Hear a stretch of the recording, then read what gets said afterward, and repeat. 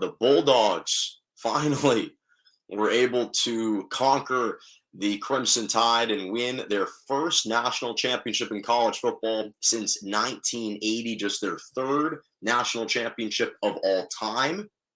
And they beat the Crimson Tide on Monday 33-18.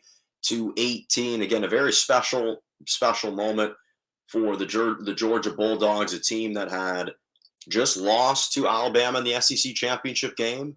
In fact, they got walloped 41-24. It was their only loss of the season. They had been flawless and unblemished up until that point. Obviously, they lost to Alabama in the national championship game a couple years ago in 2018, 26-23 in overtime. We all remember when Jalen Hurts was the designated starter, and then he was replaced mid-game by a true freshman in Tua Tagovailoa, who hits Devontae Smith, who won the Heisman last year for Alabama, to win in a walk-off fashion in overtime. Those were all the memories that were looming over Georgia. And obviously, Kirby Smart had been 0-4 against Nick Saban prior to Monday's meeting. So all of that history was going against Georgia. Now, the bettors and all the gambling sites favored Georgia in this national championship by 2.5 points. Obviously, they had good reason to do that. But for me, I think that when you look at this Georgia team, and obviously they finished with a 14-1 overall record, which, by the way, is the most wins that Georgia has ever had in a season in program history, which speaks to the dominance that they've had since they've been the most consistent team and the most complete team all season. But to me, what was fitting about the way that they won the national championship on Monday can all be defined by one play: the pick six. To me, it was only fitting that the game was iced, that the game was sealed by that pick six, because the defense has been lauded all season as being perhaps the best defense ever assembled in college football, at least up there with some of the great college football defenses of all time. The way that you saw Jordan Davis just clog up the middle, and their linebackers, Nakobe Dean, and all these guys, Tyndall, and extremely Nolan Smith, they're swarming, flying all over the field, and their closing speed was what was amazing. They were applying all kinds of pressure on Bryce Young the entire night, and the way that they could get from a three-point stance or from the initial snap to either closing in on a wide receiver, closing in on Bryce Young, that type of speed, the way that they've been coached, they're extremely talented, and literally all seven, their front seven, are all going to be playing on Sundays next year. That's how talented that defense is. That's how talented that defense has been, only allowing 6 points per game through the regular season. On average, for the entire year, they averaged giving up merely 11 points per game. Those are astonishing numbers for over the course of 15 games.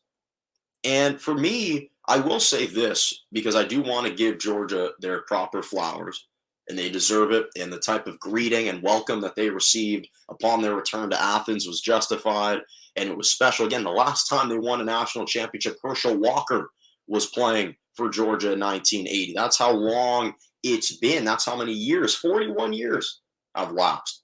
But in fairness to Alabama, and even to Bryce Young, who is an extremely young quarterback, this is an extremely young Alabama team, they were already kind of looking really good before Jamison Williams tore his ACL. And they were already really thin at wide receiver without John Mechie, who they had played with in the SEC championship game. They obviously didn't have him on Monday. And then Jamison Williams tears his ACL midway through the first quarter. He was already lighting up the Georgia secondary with about 4 catches, 60-something yards.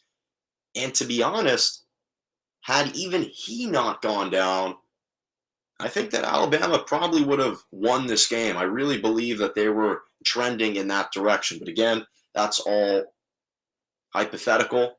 What we know to be fact is that Georgia won. And to me, what I love the most about Georgia winning this national championship is the fact that they had a walk-on quarterback be the guy to execute the biggest throw of the game.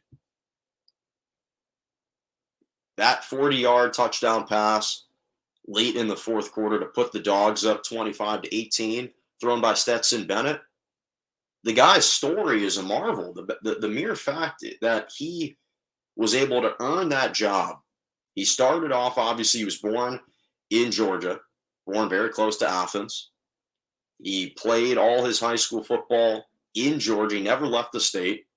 Then was a walk-on in 2017. In fact, that was the year that Jake Fromm led Georgia to the national championship game against Alabama in that 2017-2018 season. They obviously lost, but he was a walk-on freshman for that campaign.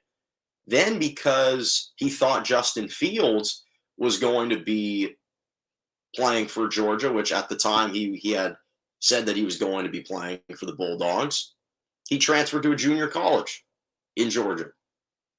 And then Fields left.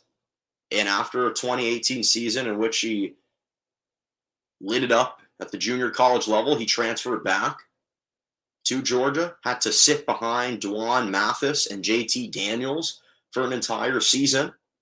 Finally got his opportunity when JT Daniels unfortunately got hurt, and he never lost the starting job since. And since that moment, he's been able to elevate his own level of play and, again, deliver the biggest offensive throw of Georgia's program history in over 41 years. And that's something that I think is memorable. That's something that's touching. That's something that resonates across sports landscape, because that's something you can appreciate. Patience is a virtue. Hard work can pay off. And when you maximize the opportunities that you're given, great things can happen. And I think that that was something that couldn't be more true for Stetson Bennett. Happy for him.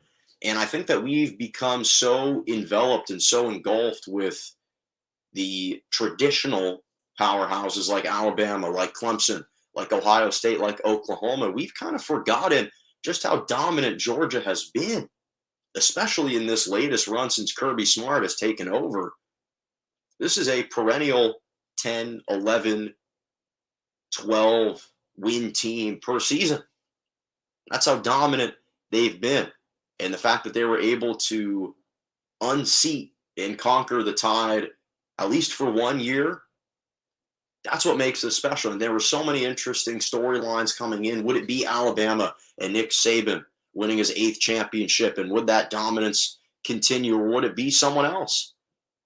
And obviously Georgia was able to grab that mantle for one season and prove, hey, this isn't just Alabama's time. And we're seeing the recruiting. We're seeing how that's reflected in recruiting big time. In fact, one of the kids on the team, Jermaine Burton, a wide receiver, I remember calling some of his high school football games back at Calabasas. And we're seeing them land all these top recruits, all these top recruiting classes. And it's a little bit of a changing of the guard, and it culminated in a national championship for the Georgia Bulldogs. So congratulations to them, their program, and to Kirby Smart on what has been not only a fantastic run, but what was an incredible season.